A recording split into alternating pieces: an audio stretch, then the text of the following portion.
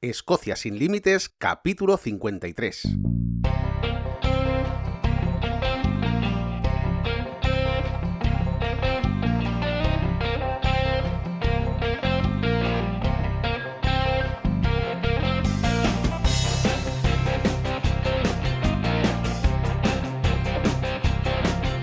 Bienvenidos un viernes más a Escocia sin límites, el podcast donde hablamos sobre historia, lugares de interés, rutas y todo lo que necesitáis saber si queréis conocer, venir o volver a estas tierras, porque Escocia es así, Escocia te atrapa.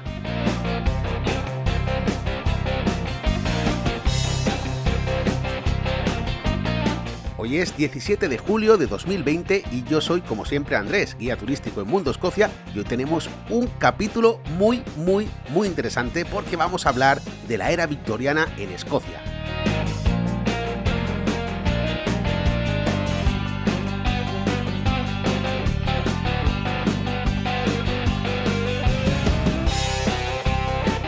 Y es que ya sabéis que llevo 2 semanas intentando hacer el capítulo de Rob Roy. El capítulo de Rob Roy al final se ha vuelto a posponer porque esta semana he ido a visitar un castillo único de un señor que compró esta propiedad y está reformándola. La verdad es que la historia es increíble, pero como dijo Jack el Destripador, vamos por partes.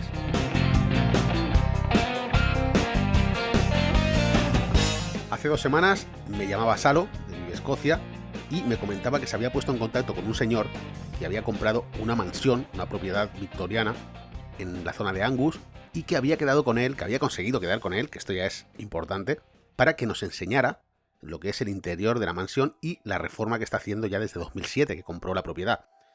Entonces, esto ya de por sí me pareció una historia interesantísima, ¿no? Pero es que claro, después llegamos allí y la cosa aún fue más interesante de lo que prometía. Fijaos hasta dónde llega el asunto, que yo ya tenía pensado abrir un canal en YouTube para poner vídeos sobre Escocia en alta calidad, etc. Ya lo tenía pensado desde hace tiempo. Pero esto desencadenó que el vídeo que salió de esta visita pues haya acelerado el proceso y ya tenéis disponible, si queréis suscribiros, el canal de YouTube de Escocia sin límites, donde está ya el vídeo colgado, porque muchos de vosotros quizá ya habéis visto el vídeo. Los que no, os recomiendo que os suscribáis. De hecho, a todos os recomiendo que os suscribáis al canal de Escocia sin límites en YouTube, porque allí voy a ir subiendo vídeos sobre Escocia siempre en alta calidad. Volviendo a la propiedad, el castillo de Ballintor, así es como se llama, se construyó en 1860 en plena época victoriana, y además el encargado de construir esta mansión fue el arquitecto William Byrne, también el responsable del castillo de Inverness. Es decir, hablamos ya de entrada de un proyecto que fue grande en su momento, donde no se escatimó en gastos ni siquiera en el arquitecto. La era victoriana significa un punto de inflexión importante en la historia de Gran Bretaña, y se llama así precisamente porque coincide de lleno con el reinado de la reina Victoria, la más longeva hasta que llegó Isabel II, por supuesto, con permiso siempre de Isabel II, que ya va a cumplir 94 años. Bueno, aquí confluyen varios factores que hacen que la sociedad británica sufra una serie de cambios acelerados en plena revolución industrial, donde el Imperio Británico en aquel momento es el más poderoso del mundo. Fijaos que 1 de cada 2 personas del planeta vivía bajo el gobierno de la reina Victoria.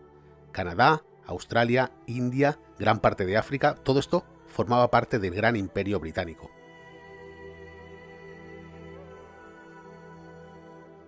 Lo curioso, lo realmente interesante, es que a través de esta visita al castillo de Ballintor, uno puede apreciar, puede palpar cómo fue esta sociedad británica de mediados del siglo XIX. Era una sociedad de valores puritanos donde se le daba una extrema importancia al tema de la moralidad. Es un momento donde de repente la gente deja de trabajar en los campos, deja de lado la agricultura para comenzar a trabajar en fábricas y sobre todo en minas. El potente imperio británico gobernaba también el comercio marítimo y esto permitió a la clase social más alta, los aristócratas comerciantes, disparar de repente sus riquezas. Esta revolución industrial también va a traer consigo un cambio en el modelo de clases sociales. Tenemos en lo alto de la pirámide, como siempre, a la monarquía. Por debajo tenemos a la aristocracia, pero también en un escalón muy alto. Por debajo de ellos estaría la burguesía, que es como una clase social alta, bien acomodada. Por debajo ya estaría la clase trabajadora, obreros, mineros, etc. Y se crea una nueva facción en la sociedad que serían los hundidos. Los hundidos es esta gente que no tiene ningún tipo de recursos, y este es un estrato social que, aunque existía antes de la Revolución Industrial, sí que es verdad que se acentúa mucho más la diferencia entre ricos y pobres. En medio de toda esta bonanza económica, la reina Victoria, que es una enamorada de Escocia, decide alquilar una mansión en la zona de Aviemore para pasar allí sus vacaciones de verano. Tanto le gusta el lugar que antes de terminar ese primer verano compra la propiedad en 1848 por 30.000 libras. Inmediatamente el príncipe consorte comienza unas obras que darían lugar a la residencia real del Palacio de Balmoral. Bueno, todavía hoy, la tataranieta de Victoria, Isabel II, sigue yendo cada verano al Palacio de Balmoral. Claro, todo esto hace que Escocia esté de moda entre la aristocracia británica, que ha visto cómo sus recursos se han disparado casi hasta el nivel de la monarquía. Entonces la crème de Londres empieza a construir sus propias mansiones en Escocia, teniendo siempre como punto de referencia a la reina Victoria. Y como tantos otros aristócratas, David Lyon, que es un influyente y próspero político, también comerciante, contrata a William Burne, que es el arquitecto que os comentaba antes, para levantar su propia mansión en la zona de Angus, tan solo a 60 kilómetros al sur del Palacio de Balmoral. Como digo, esto estaba de moda, pero no penséis que estas mansiones baroniales se construían solo como una primera residencia. En muchos casos, y a pesar de los elevados costes, estos simplemente eran unas segundas residencias, eso sí, muy ostentosas, que permitían a la nobleza alejarse de sus ajetreadas vidas de negocios, pues sobre todo en Londres, para disfrutar de todos los lujos en Escocia. Lujos como organizar cacerías en sus extensas fincas, o lujos como traer invitados simplemente para impresionarlos, o también lujos como dar un paseo junto a un lago que es de tu propiedad. Era como construir un hotel de 5 estrellas solamente para esos meses de descanso, simplemente porque se lo podían permitir. Por supuesto, si el coste de construcción era extremadamente alto, no lo era menos el mantenimiento de las instalaciones. Aunque el señor pasaba la mayor parte del tiempo en Londres, o incluso viajando por negocios a las Indias, etc., en la mansión, y estoy hablando ahora exclusivamente del castillo de Ballintore, pues allí tenía que haber siempre una serie de trabajadores que vivían allí todo el año trabajando para que la mansión estuviera siempre a punto. Y esto se aprecia muy claramente porque casi el 50% del edificio estaba construido únicamente para el servicio. Dentro de la mansión tenían sus propias zonas marcadas en las cuales hacían vida diaria. Luego estaban las zonas nobles que permanecían totalmente cerradas mientras el señor no estuviese en Escocia. Había un mayordomo que era el designado como el jefe del servicio y estaba a cargo de las limpiadoras, de los carpinteros, de las cocineras, y todos los puestos de trabajo al final dependían del mayordomo. Es verdad que no tenían un sueldo muy elevado estos trabajadores, pero lo que sí que tenían asegurado era un techo durante todo el año, cosa que dentro de este estrato social ya era todo un lujo.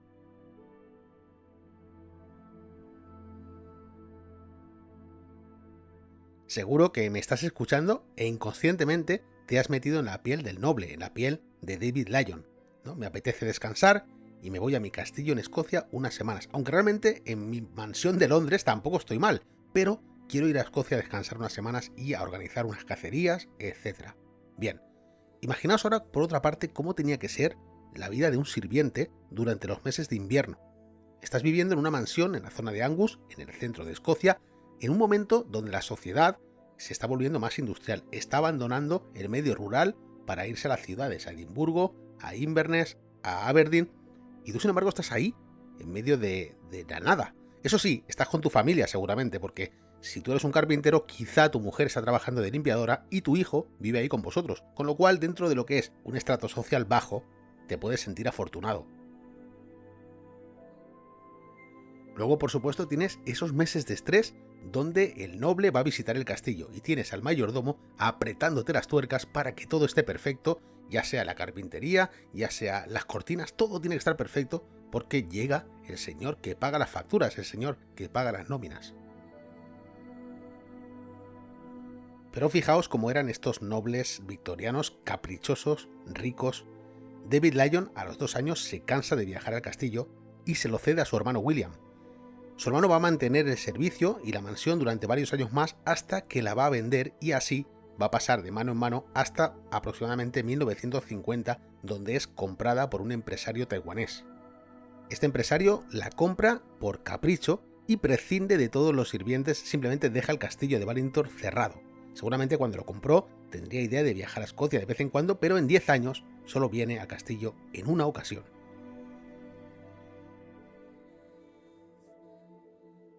Esto provoca un deterioro año a año de las instalaciones y, al no haber ningún tipo de vigilancia, da lugar al vandalismo y a constantes saqueos. Desaparecen las pilas y las chimeneas de mármol, las cortinas hechas de finas telas, las alfombras persas hechas a mano de un valor incalculable, los grandes candelabros forjados en hierro hace más de un siglo. Todos esos adornos y detalles que hacían del castillo una mansión de lujo desaparecen. En los años 60, el empresario taiwanés también desaparece. Deja de pagar los impuestos por la propiedad y el castillo se declara oficialmente abandonado. Pasan 40 años y en el 2000 el ayuntamiento de Angus se apropia del edificio haciendo valer su derecho a proteger el patrimonio histórico. Pero solo es una sombra de lo que fue en su día. El edificio es un cascarón de piedra con 140 años de historia en estado de abandono. El gran salón, que en su día sirvió para lujosos bailes y banquetes, hoy es una montaña de escombros. Uno de sus grandes ventanales sufre un desplome que da lugar a un gran agujero en la fachada. Las cúpulas decorativas de todas las torres, hechas de madera, se están desplomando a causa del viento y de la lluvia.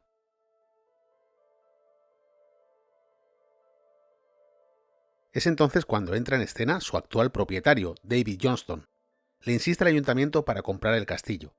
Este proceso de compra se va a alargar unos años hasta 2007. La transacción se cierra por un precio relativamente bajo, 80.000 libras. Bajo si tenemos en cuenta que la mansión tiene 54 habitaciones y que los terrenos colindantes, incluyendo un pequeño lago, entran dentro de la venta. Este precio se formaliza con la condición de que David se compromete a restaurar el castillo. Y esto fue lo más impresionante de nuestra visita al castillo de Balintor, donde yo esperaba encontrar un edificio en remodelación que me iba a transportar a una época de gran esplendor cultural y también arquitectónico, pero creo que para los que fuimos a esta visita, conocer a David fue un auténtico regalo. Salo de Vive Escocia, Ana de Lovely Scotland, Flor de Escocia y yo pues coincidimos en que fue una experiencia única. Y estamos hablando de profesionales que nos dedicamos a esto y que estamos acostumbrados a visitar castillos en Escocia. Lo que nos impresionó de verdad, por encima del castillo, es el tesón y la voluntad de un hombre que lo ha dejado todo por un sueño. Un loco romántico que está poniendo todo su dinero, toda su ilusión y todo su empeño en algo muy difícil de conseguir hoy en día. Durante toda esta semana muchos de vosotros me habéis preguntado a raíz del vídeo, que por cierto os recomiendo que lo veáis, os voy a dejar el enlace en las notas del programa para que podáis verlo en YouTube. A raíz del vídeo me habéis preguntado por qué pasan estas cosas, por qué hay tantas mansiones abandonadas en Escocia. Son edificios de otra época, era otra mentalidad. Hoy en día es muy raro encontrar un multimillonario que construya algo así en medio de la nada. Si un multimillonario viene a Escocia, pues tiene muchas opciones, pues por ejemplo para alquilar un castillo o la planta entera de un hotel, el Hotel Balmoral por ejemplo, que es carísimo, pero podría hacerlo. Sí, hay ricos que incluso hoy en día compran castillos en Escocia, pero son pocos los que pueden o quieren permitirse el lujo de tener 20 personas en nómina para que todo sea perfecto un mes al año. Fijaos que en Escocia hay castillos históricos, muchos y mucho más antiguos, que están gestionados por Historic Scotland, es decir, por el propio gobierno que se encarga del mantenimiento para que estos lugares sean seguros y también se encargan de la explotación. En el caso de Balintor, cuando le preguntamos a David, nos confesó que él compró castillo por amor. Esa fue su respuesta. Evidentemente tiene un proyecto de restauración para quizá algún día poder alquilar habitaciones o montar su propio restaurante y ofrecerle a la gente la posibilidad de disfrutar de todo esto tal y como él lo quiere disfrutar. Es una historia tremenda, de verdad. Han pasado ya 5 días desde que estuve allí y todavía os hablo de esto y se me pone la carne de gallina de lo que está haciendo este señor. Es impresionante ver cómo consigue, por ejemplo, radiadores victorianos en eBay. Está atento todos los días a ver si sale algo que le cuadre porque quiere restaurar el castillo con materiales de la época, no quiere comprar material nuevo. Entonces esto es bastante complicado porque, claro, o te tienes que ir a subastas o tienes que buscar en internet muy bien, estar muy atento, y además es que tampoco tiene presupuesto para poder hacerlo. Entonces Flor le planteó una cosa que el hombre ni había pensado, que era hacer un crowdfunding. Imaginaos la satisfacción de saber que después de 24 horas de crowdfunding había recaudado ya casi 1000 libras. Es que es algo que ni había pensado. De hecho, os voy a dejar también el enlace al crowdfunding, el enlace a su blog, porque en su blog podéis encontrar muchas más cosas en torno a esta remodelación, a esta restauración que está haciendo. Es verdad que está en inglés, pero realmente vale la pena porque hay fotografías, incluso si controláis un poquito de inglés tampoco hace falta, se puede entender fácilmente. De verdad que merece la pena. Si os gusta el tema, os dejo estos 3 enlaces, el enlace al vídeo, el enlace al blog y el enlace al crowdfunding por si hay alguien que quiera colaborar con David para restaurar. Nosotros hemos colaborado con unas cantidades modestas, evidentemente, en nuestro granito de arena, pero sinceramente, tengo que volver simplemente porque mi mujer es arquitecta, vio el vídeo, no me lo va a perdonar haber ido sin ella, y tengo que volver porque además es que es una persona de estas que quieres conocer más. En fin, pues nada, espero que os haya gustado la historia de Balintore Castle, de David, en realidad la historia de David Johnston más que la historia del castillo, pero es verdad que esta época victoriana tiene muchísimo encanto. Tuvo que ser una época difícil porque también era una sociedad muy machista, muy moralista, pero después por detrás no eran tan moralistas. Es decir, al final, bueno, era una época de represión, en realidad, y también de mucha riqueza en algunos estratos sociales. Bueno, espero que os haya gustado el capítulo de hoy. Sabéis que podéis encontrar más información para visitar Escocia en www.mundoescocia.com. Ahora ya tenéis canal de YouTube también, iré subiendo vídeos de pueblos de Escocia, sobre todo de sitios que merece la pena ir a visitar, también narrados como si fuera un podcast, pero en vídeo. Y bueno, pues poco a poco se trata de ir creando contenido sobre Escocia, contenido interesante.